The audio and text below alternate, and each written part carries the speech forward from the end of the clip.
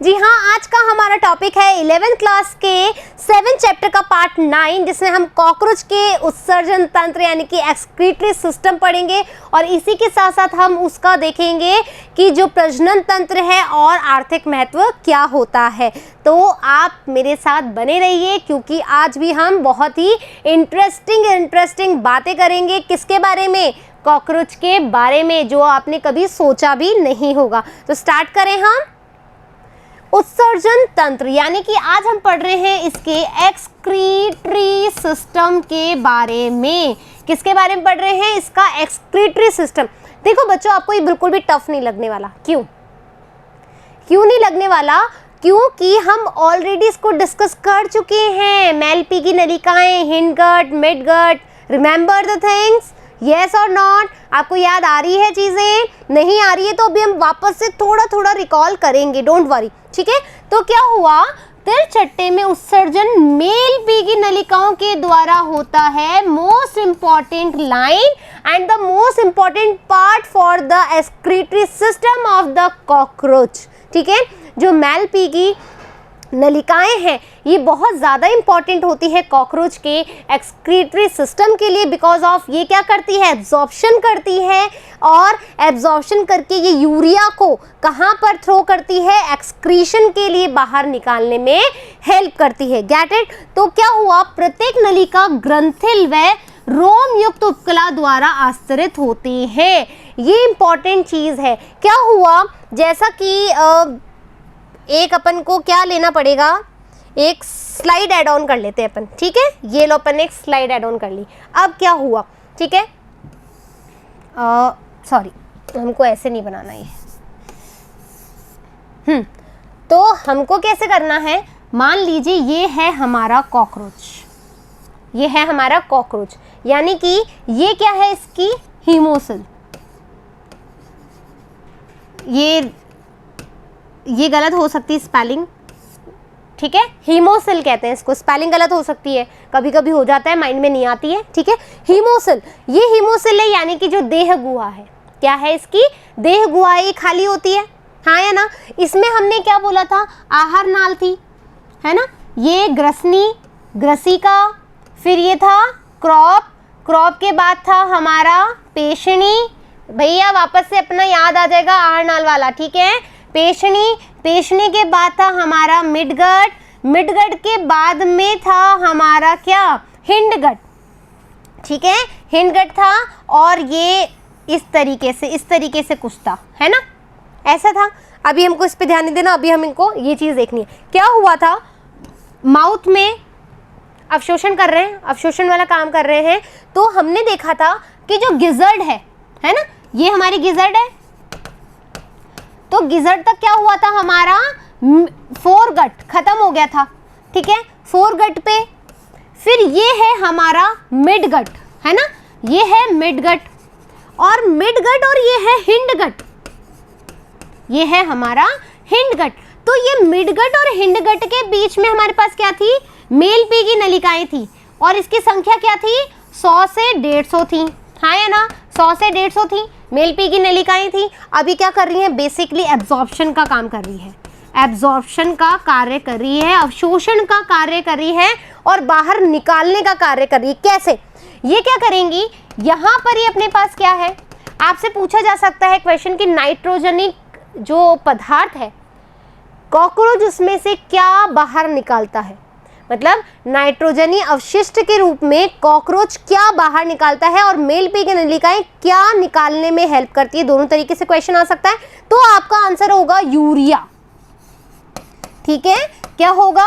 Urea जो है वो नाइट्रोजनस वेस्ट के तौर पर जो कॉकरोच है मेल पी की नलिकाओं के द्वारा अवशोषित करता है, अवशोषित करा और ये हिंडगट में इसने डाला और हिंडगट से ये बाहर की तरफ निकल गया। क्या निकला? यूरिया निकला। यहाँ तक क्लियर हो गई बात।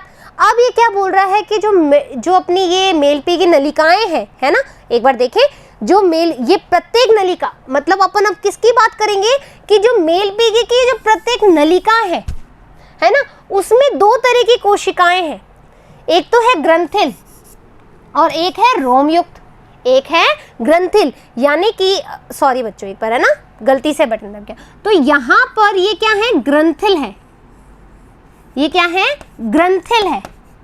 ये अपन किसकी बात करें, एक सिंगल मेल पी की नलिका की बात करें जो कि 100 से 150 तक होती हैं, उसमें से अपन एक नलिका की बात करें और प्रत्येक नलिका में ये डायग्राम होता है।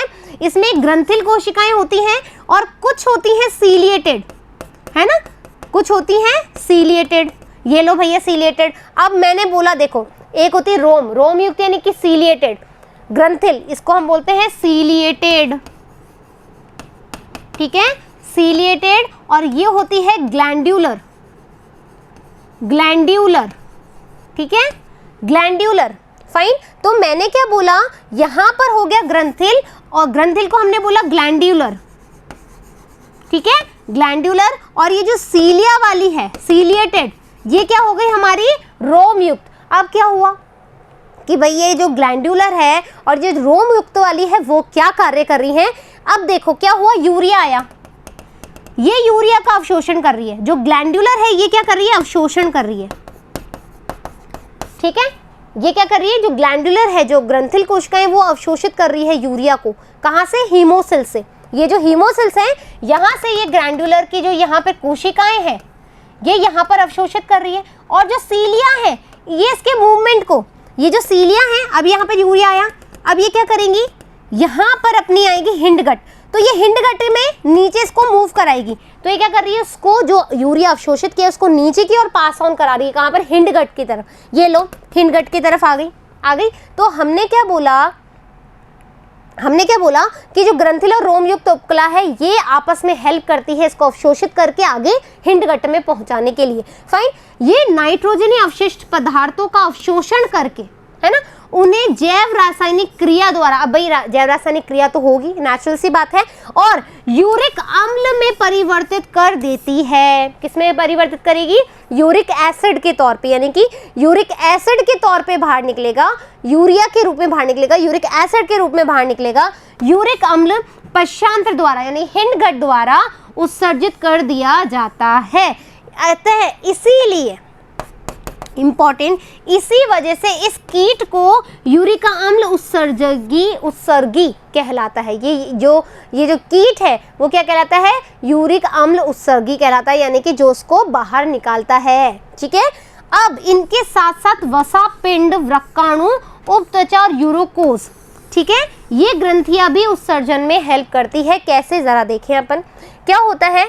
देखो अब यहाँ पर देखो, ये हम रुको रफ करती हूँ थोड़ा सा बच्चों, एक बार ये देख लो अच्छे से, ठीक है, पॉज कर लेना। अब मैं इसको रफ करूँगी क्योंकि मुझे एक और चीज़ आपको समझानी जो इम्पोर्टेंट है। मैं या तो यहाँ से डिलीट कर देती हूँ, लेकिन ये भी इम्पोर्टेंट चीज़ है। Let's see we do something. इधर देखो, ठीक है, यहाँ पर देखो बच्चों, यहाँ पर आप एक बार फोकस करो, मैं क्या कहना चाह रही हूँ। ये है हीमोसिल, है ना, हीमोसिल है ये। अब अपन दो कोशिकाओं के बारे में बात कर रहे हैं, है ना। क्या होता है कि जो मेलपे की नलिकाएं हैं उसके साथ में कुछ ऐसी बंडल्स लाइक कोशिकाएं होती हैं, ठीक है, ये सेल्स होती हैं। ये सेल्स जो होती है वो होती है हमारी यूरेनेट। क्या होती है, यूरेनेट सेल्स, ठीक है। ये यूरेनेट सेल्स क्या करती है, ये कॉकरोच को बहुत ज़्यादा चाहती है। सच बता रही हूँ, मतलब बेइंतहा मोहब्बत करती है। क्यों, क्योंकि ये क्या करती हैं, जो भी कॉकरोच है उसके अंदर जो उत्सर्जी जो बन रहा है, मतलब उत्सर्जी मटेरियल जो पदार्थ बन रहा है यूरिक अम्ल, ये क्या सोचती है, उसको ज़्यादा नहीं होने देती। भाई ज़्यादा होगी तो कॉकरोच को नुकसान होगा कि नहीं होगा। भाई एक्सक्रीशन तो कर रहे हैं, लेकिन जैसे ही बढ़ रहा है, मान लो कि जो यूरिक अम्ल है वो उसकी बॉडी में बढ़ रहा है और जो मेल पे की नलिकाएं हैं वो अच्छे से अवशोषित नहीं कर पा रही हैं, तो कुछ सेल्स होती हैं जिसको हम बोलते हैं यूरेनेट सेल्स होती हैं। ये यूरेनेट सेल्स क्या करती हैं, ये बहुत ही मोहब्बत दिखाती हैं अपनी, और ये पैकेट्स में क्या होता है, यूरिक अम्ल इकट्ठा होता जाता है। यहाँ पर यूरिक अम्ल इकट्ठा हो गया, यहाँ से अवशोषित करती है और यूरिक अम्ल को इकट्ठा करती रहती हैं और जब तक ये कॉकरोच मरता नहीं है ना तब तक ये इसके अंदर ही रहता है। अब देख लो तुम, है ना, कितनी अच्छी बात है। मतलब जब तक ये कॉकरोच मरेगा नहीं, जब तक ये इसके अंदर ही रहेगा। अब क्या हुआ, ये तो हो गया अपनी यूरेनेट। अब एक होती है यूरोकोज, ठीक है, यूरोकोज सेल्स। अब ये यूरोकोज सेल्स क्या होती है, देखो बच्चों स्पेलिंग गलत हो सकती है, लेकिन मैं बोल सही रही हूँ, यूरेनेट और यूरोकोज, ठीक है, स्पेलिंग गलत हो सकती है, उसके लिए प्लीज विवाद ना छेड़ें आप, ठीक है, कोई भी मतलब एक डिबेट कंपटीशन ना चलाएं, ये एक नॉर्मल सी बात है, किसी से भी हो सकती है, बट जो समझाने वाली बात है वो समझो। यूरेनेट सेल्स और यूरोकोज, यूरोकोज क्या करती है, यूरोकोज भी अवशोषण करती है यूरिया का, ये लो, लेकिन ये इतना ज्यादा प्यार नहीं करती कॉकरोच को। ये क्या करती है, जैसे ही मतलब प्रजनन तंत्र होता है, ये सिर्फ मेल्स में होती हैं बच्चों, ये सिर्फ मेल्स में होती हैं। कहाँ होती है, सिर्फ मेल्स में, फीमेल्स में नहीं होती।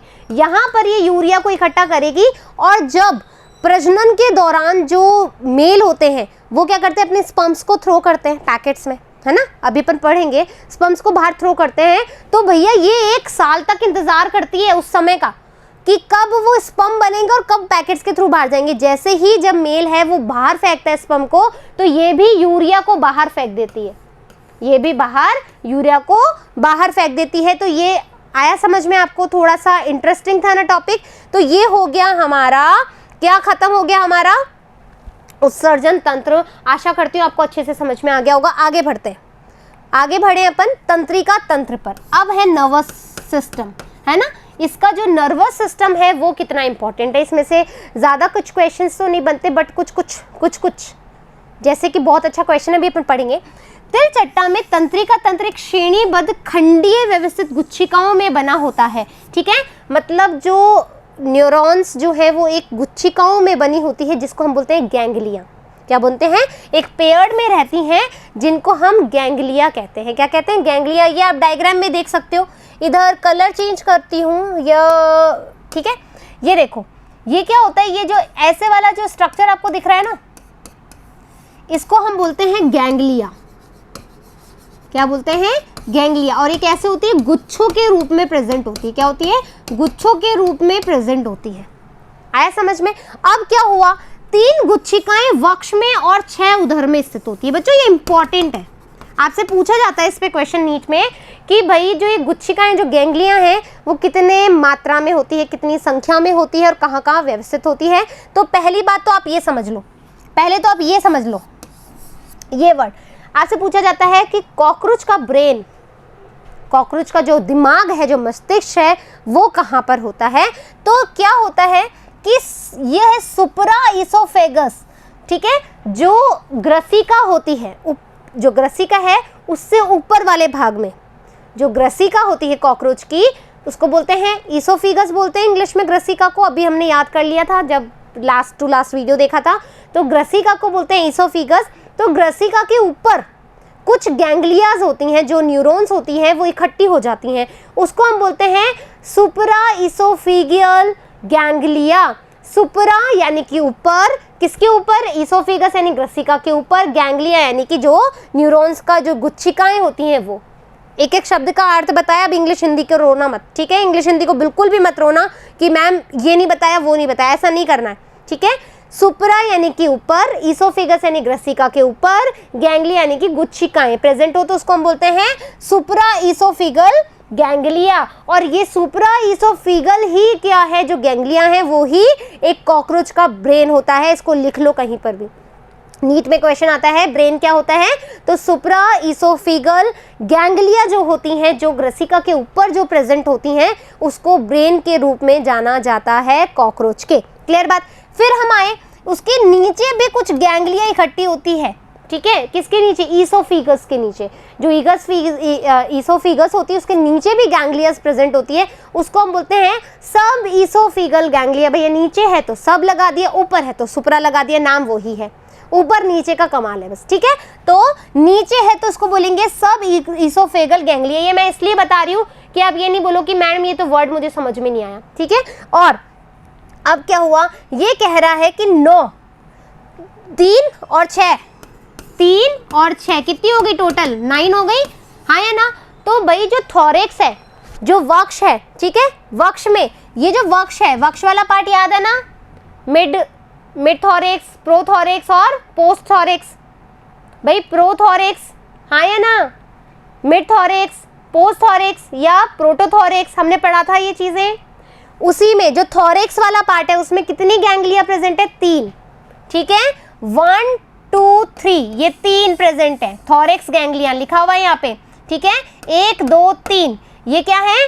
थोरिक्स गैंग्लिया है। थोरिक्स गैंग्लिया कितनी है संख्या में? 3। उधर में 1 2 3 4 5 6, ये कितनी है उधर में?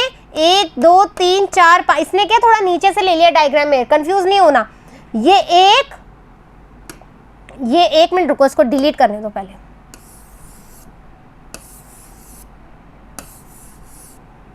ठीक है, अब देखो, अब मैं लिख रही हूं, यहां पे हो गया 1 2 3 4 5 6 7 8 और ये 9, ठीक है, 9 है। तो 3 तो जो हो गई, ये जो 3 है ये है थोरिक गैंग्लियन यानी कि वक्ष में जो प्रेजेंट है, और ये जो है, ये जो 9 है, ये क्या होगी? हमारी एब्डोमिनल गैंग्लिया यानी कि जो उदर में प्रेजेंट है। तो हो गई टोटल 9, 6 उदर में है, 3 वक्ष में है। यही लाइन पढ़ी हमने, समझ में आ गई यहाँ तक। अब कॉकरोच का तंत्रिका तंत्र पूरे शरीर में फैला रहता है, पूरे शरीर में फैला रहता है तंत्रिका, भाई नर्वस सिस्टम है ना। सिर में तंत्रिका तंत्र का थोड़ा सा हिस्सा रहता है, जो सिर है उसमें जो नर्वस होती है वो थोड़ा ही हिस्सा रहता है, जबकि बाकी भाग में शरीर दूसरे भागों के अधर तल में प्रेजेंट होता है। क्या, क्यों, देखते हैं। इंपॉर्टेंट, अब तुम ऐसा कर भी सकते हो, कॉकरोच ढूंढना पड़ेगा पहले, कॉकरोच ढूंढो और सफाई से, बहुत सफाई से आपको एक आज क्या करना है, क्राइम करना है, कत्ल करना है कॉकरोच का, आप देखने के लिए कर सकते हो इफ यू वांट, ठीक है। ये क्या हुआ,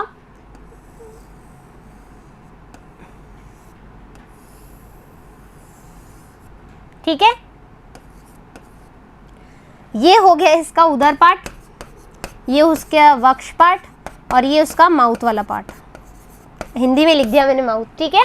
तो मैंने क्या किया, हमसे बोला जा रहा है कि यदि आप गर्दन, भाई जो कॉकरोच की गर्दन है, आप यदि सफाई से उसको हटा दो, यानी उड़ा दो, काट दो, मतलब जो धड़ है वो अलग और गर्दन और जो माउथ वाला पार्ट है वो अलग कर दो, तो भी 1 हफ्ते तक कॉकरोच जिंदा रह सकता है।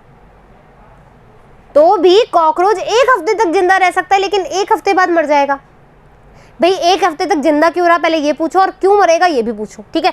तो 1 हफ्ते तक जिंदा इसलिए रहेगा क्योंकि हमने भी पढ़ा, जो तंत्रिका तंत्र होता है वो मतलब जो हमारा मस्तिष्क वाला पार्ट है, कॉकरोच के मस्तिष्क वाला पार्ट है, उसमें कम होती है, जबकि और जो अदर पार्ट है वहां पर ज्यादा होती है। तो यहाँ पर तो जो तंत्रिका तंत्र है वो भी तो मूवमेंट देगा ना, हाँ है ना, वो भी तो मूवमेंट देगा। अब हमने ये, अरे सॉरी भैया, हाँ, तो यहाँ पर ये मूवमेंट देगा, लेकिन अब ये क्या हुआ, 1 हफ्ते तक तो जी गया, 1 हफ्ते बाद क्यों मर गया? क्या यहाँ तंत्रिका तंत्र काम करना बंद कर रही है क्या? नहीं, भोजन नहीं मिल रहा ना, क्यों? क्योंकि माउथ तो कट गया, माउथ तो कट गया, भोजन कहाँ से लेगा? भोजन खाएगा तभी तो पचेगा, हाँ है ना, इसलिए ये 1 हफ्ते तक ही जिंदा रह पाता है। कुछ कुछ अच्छे से सर्वाइव कर लेते हैं, तो ये मर जाता है। समझ में आ गया क्यों मरा और क्यों जिंदा रहा? क्लियर कहानी। क्वेश्चन आ जाए तो आराम से अटेम्प्ट कर पाओगे। क्या होता है, ज़्यादा बोलते हैं तो जबान लड़खड़ाने लग जाती है, लेकिन बात मज़ेदार थी कि नहीं, ठीक है। तो हमने क्या बोला, कॉकरोच का सिर कॉकरोच काटने के बाद भी 1 सप्ताह तक जीवित क्यों रहता है? क्यों? क्योंकि इसका जो तंत्रिका तंत्र है वो पूरे शरीर में फैला रहता है। यदि आप इसको काट दोगे तो भी तंत्रिका तंत्र की वजह से ये पूरी मतलब जो पूरा सप्ताह है ये अलाइव रह सकता है, लेकिन भोजन ना मिलने की वजह से ये मर जाता है। खत्म कहानी। नेक्स्ट देखते हैं, संवेदी तंत्र। इंपॉर्टेंट चीजें यहाँ पे क्वेश्चन आएंगे, ठीक है। तो संवेदी तंत्र यानी कि हम बोल रहे हैं सेंसिटिव ऑर्गन वाला, हाँ या ना, इसके सेंस ऑर्गन के बारे में बात कर रहे हैं। तो श्रृंगिका और स्पर्शक, जो श्रृंगिका होती हैं, जो स्पर्शक होते हैं, वो इसके क्या होते हैं, सेंसिटिव ऑर्गन होते हैं, सेंस ऑर्गन होते हैं, जो कि इनको बाहरी वातावरण के प्रति क्या करते हैं, उजागर करते हैं, उनको बताते हैं कि भैया यहाँ झाड़ू है, यहाँ चप्पल है, यहाँ खाना है, या यहाँ का मौसम थोड़ा सा बदला हुआ नजर आ रहा है जो आपके लिए घातक हो सकता है, ठीक है। तो क्या हुआ, ये स्पर्श संवेदी अंग होते हैं। क्या होते हैं ये? स्पर्श संवेदी अंग होते हैं। तलचट्टे में संवेदन अंग श्रृंगिका आंख, मैक्सिलरी स्पर्शक, लेबियल स्पर्शक और गोदा रोमक इत्यादि होते हैं। ये इंपॉर्टेंट है बच्चों, इनको नाम को याद कर लेना कि स्पर्शक अंग में जो है कॉकरोच का वो कौन कौन आता है, ठीक है।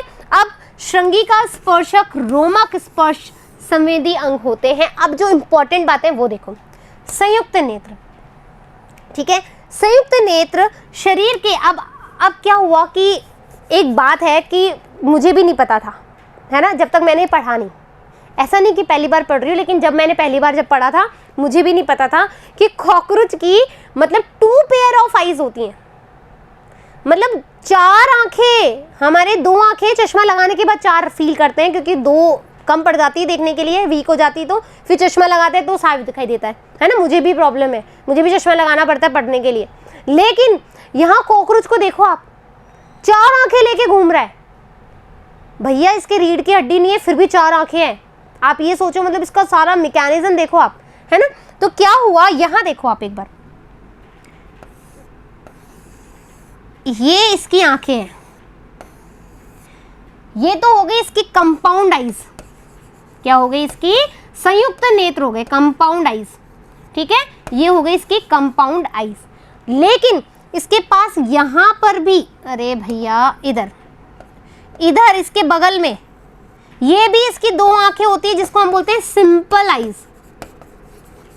Simple eyes. अब देखो तुम, हमने कभी नोट किया था क्या, मारते वक्त में तो एक बार भी नहीं सोचती किसकी आंखें हैं कि नहीं है, हाँ है ना, बहुत सारे, क्योंकि ये एक साथ इतने सारे, मतलब बहुत सारे हो जाते हैं जो इतनी बीमारियां करते हैं, इसलिए मुझे अच्छे नहीं लगते कॉकरोच, क्योंकि बहुत गंदी वाली बीमारियां करते हैं और गंदगी मुझे पसंद ही नहीं है। तो यहाँ पर आप देखो, मतलब इसकी कंपाउंड आइज तो है ही, इसके साथ साथ 2 इसके पास में सिंपल आइज भी है। अब क्या होगा कि ये जो कंपाउंड आइज है बच्चों, इसमें ऐसे हेक्सागोनल बने हुए होते हैं, क्या होता है इधर, हेक्सागोनल बने हुए होते हैं, है ना। हेक्सागोनल शेप जानते हो ना, ऐसे 6 जिसके कोण हो, 6 कोण हो, 6 मतलब लाइंस हो, वो हेक्सागोनल बनाते हैं, तो हेक्सागोनल होती हैं, ठीक है।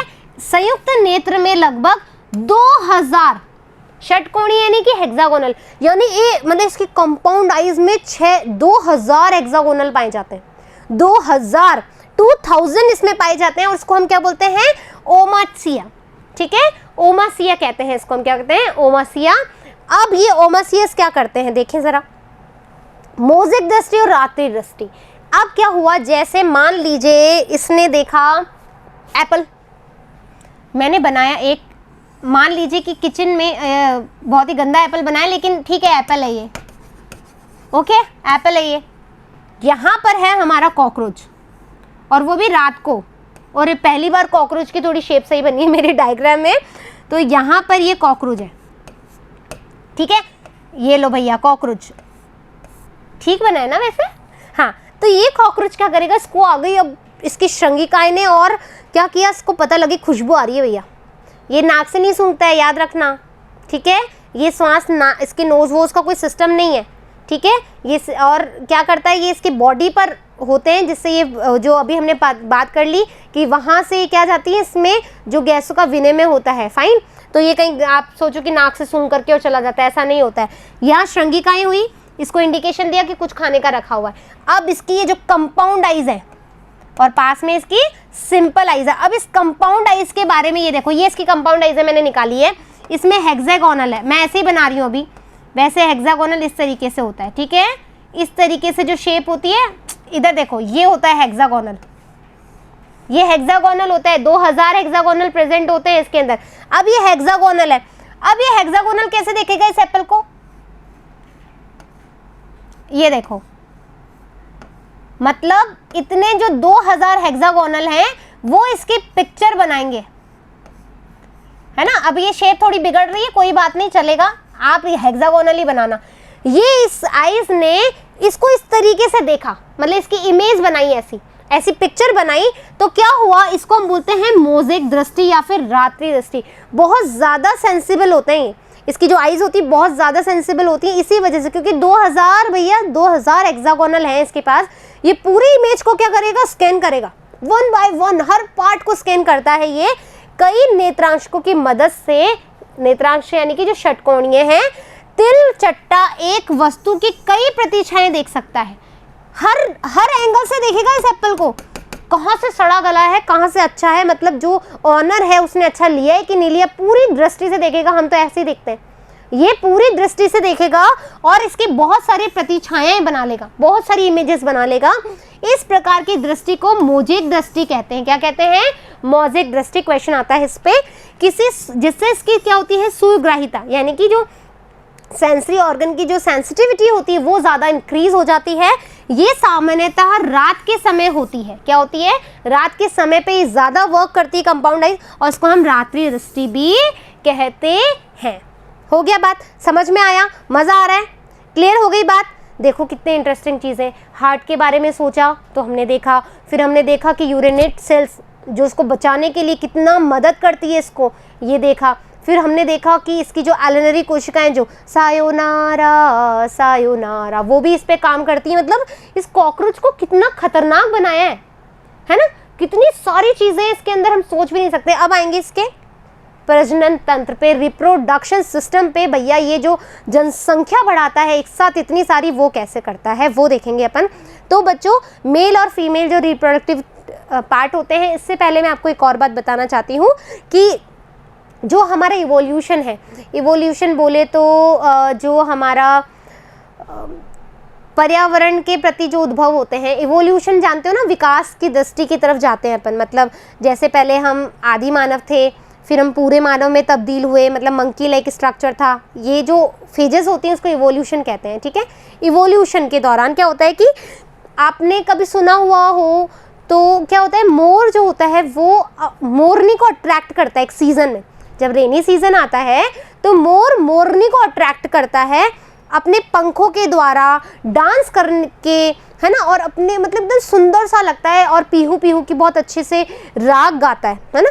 तो वो क्या करता है, उस मोरनी को अट्रैक्ट करता है। बहुत सारे मोर मिलते हैं, एक सभा होती है ऐसी, ये हकीकत की बात है। ये मोर के अंदर ऐसा होता है, मतलब बहुत सारे, ऐसा नहीं मोर के लिए बोल रही हूँ मैं, जो जाति होती है ना, जानवर जाति, उसमें होता है कि जो मेल्स जो होते हैं वो अट्रैक्ट करते हैं फीमेल्स को, बिकॉज ऑफ फीमेल्स तो ऑलरेडी ब्यूटीफुल होती हैं, हाँ या ना।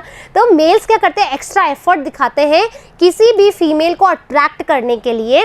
और वो क्या करते हैं, जैसे हम पिकॉक का एक एग्जांपल लें तो पिकॉक क्या करता है, अपने ब्यूटीफुल जो वीदर्स होते हैं उनको ऐसे से लहरा लहरा के, ऐसे लहरा लहरा के, ऐसे लहरा लहरा के डांस करता है, फिर सुंदर सा गाता है ना। तो ये क्या करता है, उसको अट्रैक्ट करता है। और ऐसे बहुत सारे मोर होते हैं, पिकॉक्स होते हैं, जो केवल एक मोरनी को अट्रैक्ट करने के लिए इतना सारा एफर्ट लगाते हैं। फिर वो मोरनी डिसाइड करती है कि किसके जो जीन्स हैं, किसके जो स्पर्म हैं या जो जीन्स हैं, वो कहाँ से किस जनरेशन में ट्रांसफ़र होंगे।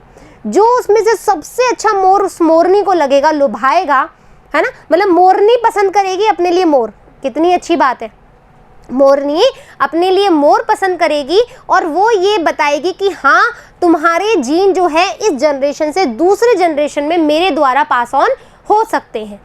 आया समझ में ये चीज़? सेम यहाँ पर कॉकरोच के लिए भी है। जो कॉकरोच है वहाँ पर जो, मतलब आप देखेंगे कि ये जो है यहाँ पर जो गुदालूम है, ठीक है, इसके अलावा कुछ ये शूक पाए जाते हैं जो कि फीमेल्स में नहीं होते हैं। तो ये जो है एक्स्ट्रा चीज़ें होती है। ये एक्स्ट्रा चीज़ें क्या होती हैं, फीमेल कॉकरोच को अपनी तरफ अट्रैक्ट करने के लिए। और जो मेल कॉकरोच होते हैं वो एकदम शाइनी होते हैं, ब्राउन रेड कलर के होते हैं, एकदम ब्लैक कलर के होते हैं, एकदम शाइनी वाले, अट्रैक्टिव, जो कि उस सीजन में फीमेल को अट्रैक्ट करते हैं। ठीक है, क्लियर होगी बात? आया समझ में? तो ब्यूटीफुल कौन होती है? फीमेल्स, हाँ है ना। एफर्ट्स किसको दिखाने होते हैं? मेल को। ठीक है, इसको पर्सनली नहीं लेना है, ये एक वाकई भी इवोल्यूशन की स्टोरी है। ये आप जा कर के देख सकते हैं, इवोल्यूशन थ्योरी के अंदर ये सब चीज़ें बोली गई है कि जो मेल कैंडिडेट होता है वो फीमेल कैंडिडेट को अपने स्पर्म्स या अपने जीन्स को पास ऑन करने के लिए अट्रैक्ट करता है। ठीक है, तो हम बात करते हैं हमारे प्रजनन तंत्र पर। किसके प्रजनन तंत्र पे? कॉकरोच के प्रजनन तंत्र के बारे में। तलचट्टा द्विलिंगी होता है। द्विलिंगी बोले तो डायशियस। ठीक है, यहाँ पर दोनों लिंगों में पूर्ण विकसित जनन अंग होते हैं, दोनों लिंग में, मतलब फीमेल अलग है, मेल अलग है, और दोनों लिंगों में क्या हो रहा है, यहाँ पर पूरे रिप्रोडक्टिव सिस्टम जो है प्रॉपर है। ठीक है, तो अब नर जनन तंत्र के बारे में पढ़ेंगे अपन। तो वृक्षण, इनमें एक जोड़ी वृक्षण होते हैं जो चौथे से छठे उदरीय खंड में, 10 खंड थे, 10 पार्ट थे उदर में, याद आ रहा है कि नहीं आ रहा है? अब इसके जो चौथे से छठा खंड है वहां पर क्या पाया जा रहा है, वृक्षण पाया जा रहा है। क्लियर हो गई बात। ये शुक्राणुओं का निर्माण करते हैं। वृक्षण का क्या कार्य है, शुक्राणुओं स्पर्म का निर्माण करना, खत्म बात। शुक्रवाहिनी, ठीक है, प्रत्येक वृक्षण से एक पतली नलिका, ठीक है, प्रत्येक वृक्षण से, यहाँ पर कहीं वृक्षण, ये जो टेस्टिस है, ठीक है, एक पतली नलिका, ठीक है, एक पतली नलिका जो होती है वो जुड़ी रहती है, जो शुक्राशय से होते हुए, जो शुक्राशय है, ठीक है, शुक्राशय से होते हुए कहाँ गए, यहाँ पर इसे डायग्राम समझ में नहीं आ रहा, कोई बात नहीं, शुक्राशय से होते हुए रसखलनी वाहिनी से खुलती है। कहाँ पर खुलती है, जो रसखलनी वाहिका होती है वहाँ पर खुलती है। देखें अपन, ये रही शुक्रवाहिका, ये रही, ठीक है, ये शुक्रवाहिका है ये वाले डायग्राम में, और ये है स्खलन वाहिनी। ये जो है, कलर चेंज करती हूँ, ये देखो, ये जो डायग्राम देख रहे हो, ठीक है, ये यहाँ पर क्या है, इस तरीके से, हाँ, ये यहाँ पर इस तरीके से ऐसे होता है, फाइन। यहाँ पर अब देखो, इधर देखते हैं अपन, यहाँ पर ये आप देख रहे हो, ये वृक्षण है, ठीक है, टेस्टिस। शीर्षणीय ग्रंथियां, ये जो हैं वो हैं शीर्षणीय ग्रंथियां। क्या है, शीर्षणीय ग्रंथियां। ये छोटी नलिकाएं हैं, ये छोटी नलिकाएं हैं, फिर इन्हीं में कुछ बड़ी नलिकाएं भी हैं, दोनों मिलाकर के क्या बनाता है, बड़ी नलिकाएं। अब जो शुक्राशय है, यहाँ पर ये जो है, आपको ये जो स्ट्रक्चर दिख रहा है, ये है शुक्रवाहिका का, है ना, हमने जो पढ़ा शुक्रवाहिका। ये स्खलन वाहिका से जुड़ी रहती है, ये देखो, ये स्खलन वाहिका से जुड़ी हुई है।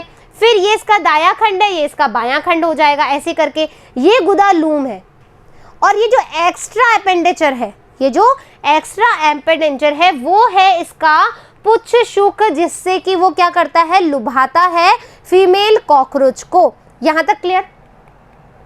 ये स्खलनीय वाहिनी नर जनन छिद्र में खुलती है। अब ये जो स्खलन वाहिनी है, ठीक है, कहाँ गई ये जो स्खलन वाहिनी है, यहाँ पर आप देख रहे हो, ठीक है, ये क्या है, नर जनन छिद्र में खुलती है और गुदा के अधर में होता है। और ये जो नर जनन छिद्र जो है वो कहाँ पर है, गुदा में। ये देखो गुदा में, ठीक है, ये गुदा में प्रेजेंट होता है। एक विशेष छत्रक रूपी ग्रंथि उदर के, एक छत्रक, ठीक है, एक छत्रक रूपी क्या है, ग्रंथि उदर के कौन से भाग में, छठे भाग में और सातवें खंड में, छठे और सातवें खंड में होती है, जो सहायक जनन ग्रंथि का कार्य करती है। इंपॉर्टेंट है ये, कलर चेंज कर लूं, ये लो, ये क्या है, इंपॉर्टेंट है कि भैया जो सातवें और छठे खंड में जो खुल रही है, ये क्या कर रही है, ये कर रही है सहायक जनन ग्रंथि की तरह हेल्प कर रही है, कि वो जो शुक्राणु है जो जाएंगे उसमें क्या करेंगे, उसके मूवमेंट में हेल्प करेगी, सहायक ग्रंथि की तरह काम करेगी। बाहरी जनेंद्रिय नर गोनोफॉसियस, ठीक है, युग्मन प्रवर्ध, क्या हो रहा है, जो युग्मन है उसका प्रवर्ध जो हो रहा है, अथवा शीशन खंड के रूप में होती है। ये देखो शीशन खंड कहाँ, अभी मैंने देखा है शीशन खंड, ये देखो यहाँ पर जो लिख रहा है अधर शीशन खंड, और यहाँ पर लिख रहा है बाया शीशन खंड। ये जो है मतलब जो कॉकरोच के ऐसे, फिर ये ऐसे, ये जो है ये है हमारे शीशन खंड, ठीक है, शीशन खंड। ये जो राइट हैंड की तरफ होगा वो दायां होगा, जो लेफ्ट हैंड की तरफ होगा वो बायां खंड होगा, ठीक है। तो ये शीशन खंड के रूप में होती है, जिसको हम क्या बोलते हैं, गोनोफॉसिफिस, गोनोफॉफिसिस, ठीक है, ये लर्न कर लेना नेम। जनरंध्र के चारों ओर काइटिनी असमितीय संरचना होती है। अब यहाँ पर भी क्या है, काइटिन है, क्योंकि हिंडगट में अपन ने पढ़ा था काइटिन से रहते, तो जब जनन है, जब जनन रिप्रोडक्टिव सिस्टम है, तो वो भी किससे होंगे, काइटिन से आश्रित होंगे। शुक्राणु शुक्राशय में संग्रहित रहते हैं। वी ऑल नोज कि जो शुक्राशय है उसके अंदर शुक्राणु प्रेजेंट होंगे। अब क्या होगा कि ये पुंज होता है जो आपस में क्या करते हैं, चिपके रहते हैं। जो शुक्राणु हैं आपस में एक पुंज के द्वारा चिपके रहते हैं, और इन पुंजों में शुक्राणुधर कहते हैं। क्या कहते हैं इन पुंज को, शुक्राणुधर। क्यों, क्योंकि शुक्राणु को लिए हुए होते हैं। भैया जिसके पास शुक्राणु होगा वो शुक्राणुधर कहलाएगा, हाँ है ना। मैथुन के समय ये क्या कर दिए जाते हैं, विसर्जित कर दिए जाते हैं। तो शुक्राणु में से जैसे स्पर्म निकलेगा, वैसे ही जो अपन ने यूरोकोज सेल्स बताई थी उसमें से यूरिया भी निकल जाएगा। हो गई बात समझ में।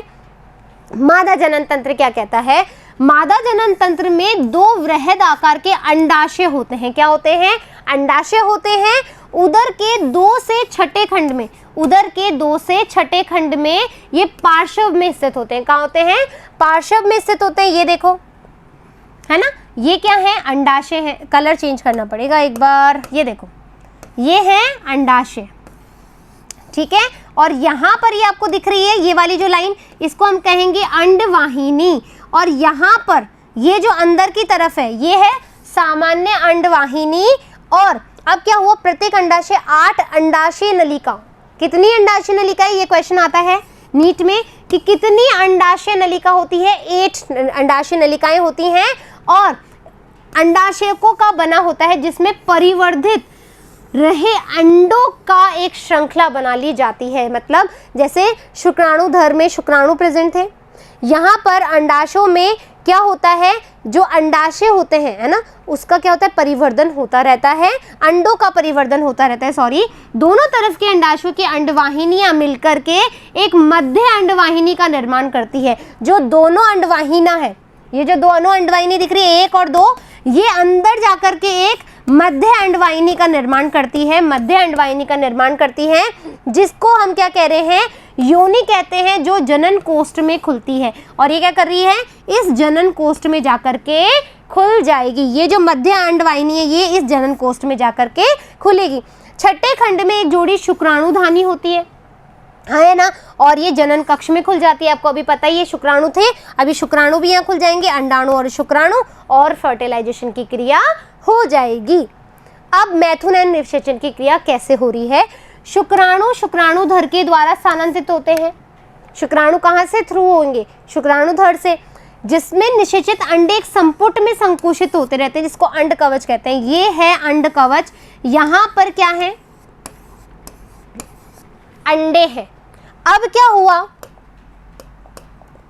अब यह हुआ, ये शुक्राणु है, शुक्राणु थ्रू हुआ और ये अंडाणुओं में गया, हो गया। अब क्या होगा? फर्टिलाइजेशन की क्रिया होगी, है ना, फर्टिलाइजेशन की क्रिया होगा। यहाँ पे कॉपुलेशन चल रहा है, अभी मैथुन क्रिया चल रही है। अंड कवच गहरे लाल रंग के काले भूरे रंग के होते हैं। इनका साइज होता है 3/8 इंच, यानी कि 8 मिमी, ठीक है।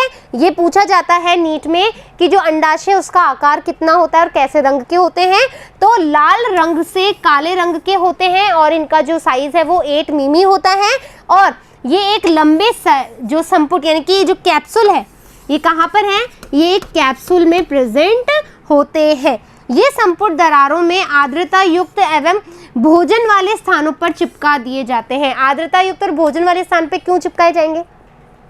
अंडे हैं, फर्टिलाइजेशन हो गया, परिवर्धन कैसे करेगा जब तक उसे भोजन नहीं मिलेगा, हाँ है ना। तो भोजन वाली जगह और आर्द्रता नमी क्यों चाहिए? ताकि वो जो बेबी है अंदर वो सूख ना जाए, उसको धीरे धीरे एक जो तरल पदार्थ है वो मिलते जाए ताकि वो नमी में रहे, और भोजन मिलता जाए ताकि वो अपना क्या कर सके? जीवन को चला सके, अपना पोषण ले सके, ठीक है। औसतन एक मादा 9 से 10 अंड कवच उत्पन्न करती है। मतलब अंड कवच उत्पन्न करती है कितने? 9 से 10, और प्रत्येक में 14 से 16 अंडे होते हैं। अब कैलकुलेशन कर लो भैया, 10 कवच है और एक में 14 से 16, यानी कि 140 या फिर 160 बच्चे। कितनी पॉपुलेशन बढ़ा रहे हैं ये, कितनी खतरनाक पॉपुलेशन बढ़ा रहे हैं। पी अमेरिकाना का परिवर्धन में पैरामेटाबोलस प्रकार का होता है। इंपॉर्टेंट है, जो परिवर्धन है पी अमेरिकाना में वो कैसा होता है? पैरामेटाबोलस, ठीक है, पैरामेटाबोलस होता है। अब क्या हुआ? ये जो आप डायग्राम देख रहे हो, अभी अपन इस पे चर्चा करेंगे। क्या करेंगे इस पे? अपन अभी चर्चा करेंगे। परिवर्धन में एक अभ्रक निम्स, ठीक है, जो परिवर्धन में एक जो ये क्या है? निम्स। जो कलर चेंज करना पड़ेगा भैया, ये लो, ये क्या है? निम्फ, ठीक है, निम्फ होता है। ये रहा अभ्रक जिसको कहते हैं, ये मुख्य रूप से पाई जाती है। आप देख रहे हो यहाँ पे सब जगह निम्फ लिखी हुई है, ठीक है। ये हो गया एग, अंडा, ठीक है। यहाँ से बच्चे का परिवर्धन हुआ निम्फ के तौर पे, फिर धीरे धीरे ये परिवर्तित होता जा रहा है, परिवर्तित होता जा रहा है, और ये पूरा एक क्या बन गया? एक न्यू कॉकरोच बन गया। अभ्रक वयस्क के समान दिखते हैं। जो अभ्रक है जो ये अभ्रक है, निम्फ है, ये एक वयस्क के समान, जो छोटे छोटे कॉकरोच होते हैं ना, वो कॉकरोच ही बोलते हैं अपन उसको, वो अभ्रक होते हैं, निम्फ कहलाते हैं। और अभ्रक में वृद्धि कायांतरण के द्वारा होती है, यानी कि जो कायांतरण होता है इसकी मतलब जो चेंज होती जाती है स्किन, ये आप देखोगे इसके जो बाहर की शारीरिक है उसमें चेंज होता जा रहा है, ग्रो करता जा रहा है, कलर भी चेंज होता जा रहा है। ये देखो कलर चेंज हो गया, तो यानी इसकी जो बाहर की स्किन है उसमें चेंजेस होता जाता है। और क्या होता है, ये 13 निर्मोचन के बाद वयस्क में बदल जाता है, यानी कि एक एग से निकलने के बाद ये 13 स्टेजेस कंप्लीट करता है। कितनी? 13 स्टेजेस, 13 कायांतरण करता है और तब जाके इस वयस्क में बदलता है। 13 कायांतरण करता है फिर जाकर के इस वयस्क में बदल जाता है। अंतिम अभ्रक अवस्था में, पहली अवस्था में पक्ष तल्प विंग पैड, ये देख रहे हो, ये विंग पैड आ जाता है, ठीक है, ये विंग पैड आ जाता है। क्लियर बात, यहां तक समझ में आ गया। अब हम देखेंगे इसका आर्थिक महत्व, जो कॉकरोच का हमारा लास्ट टॉपिक है। कॉकरोच खत्म फाइनली, ठीक है। तो इनका कोई आर्थिक महत्व नहीं होता, क्यों? क्योंकि तो डिजीज करते हैं भैया, बहुत बीमारियां करते हैं। ये पीड़क के रूप में कार्य करते हैं क्योंकि ये खाद्य पदार्थों को नष्ट कर देते हैं। क्या कर देते हैं? ये एक बार कलर चेंज कर लूं, ये खाद्य पदार्थों को नष्ट कर देते हैं। हाँ या ना? आपको पता है ना कितना नुकसान करते हैं ये, और पदार्थों को नष्ट कर देते हैं और दुर्गंध युक्त उत्सर्जक द्वारा संपोधित कर देते हैं, मतलब खाने को सड़ा देते हैं, ये इन्फेक्शन कर देते हैं क्योंकि यूरिक अम्ल छोड़ देते हैं। हाँ या ना? और आपने लैब में काम किया होगा, यूरिक अम्ल के साथ स्मेल आती है कि नहीं आती है? भोज्य पदार्थों को संदूषित करके अन्य जीवाश्मीय बीमारियां फैलाते हैं, यानी कि ये बहुत दर्ददायक होते हैं। कॉकरोच जो हैं बहुत ही पीड़ादायक है, ऐसी बीमारियां करते हैं, छोटे छोटे बच्चों को बीमार कर देते हैं, उनको मतलब लूज मोशन हो जाते हैं, पेट की बीमारियां हो जाती है। आप सोचो कितने गंदे कॉकरोच है, फिर भी हम इसके बारे में पढ़ रहे हैं। चलो चलते हैं, सारी बातें खत्म कॉकरोच के बारे में, अच्छे से आपने समझ लिया है। फिर मिलेंगे, धन्यवाद। किसके साथ? फ्रॉग के साथ में।